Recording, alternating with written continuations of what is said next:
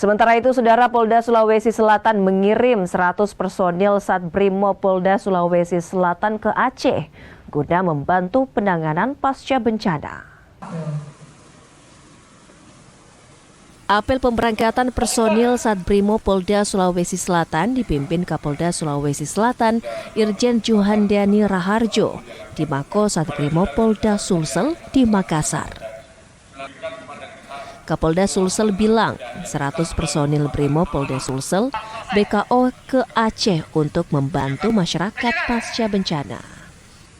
Personil Brimob yang ditugaskan diharapkan dapat melaksanakan tugas secara profesional dan memperhatikan faktor keamanan serta memperkuat sinergi dan koordinasi dengan unsur terkait.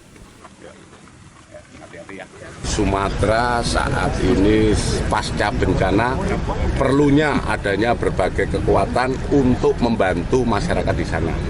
Baik itu segi pasca bencana, membantu pembangunan di sana, dan paling tidak mengembalikan moral masyarakat di wilayah Sumatera. Kita belum tahu ini akan terbagikan di mana saja, nanti dari Korbrimob yang akan membagi anggota kita apakah di Aceh atau di Sumut dan lain sebagainya.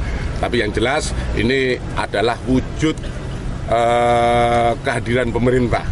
Dalam hal ini Polri selalu siap mendukung apa saja yang menjadi kebijakan pemerintah. Dan disinilah kehadiran negara untuk masyarakat. Personil Satbrimo Polda Sulawesi Selatan ini akan bergabung dengan personil Satbrimo Polda dari berbagai daerah di tanah air untuk melaksanakan tugas kemanusiaan. Mereka akan bertugas selama 1 bulan. Jika situasi masih membutuhkan, penugasan akan ditambahkan hingga 3 bulan. Arif Tirtana, Kompas TV, Makassar, Sulawesi Selatan.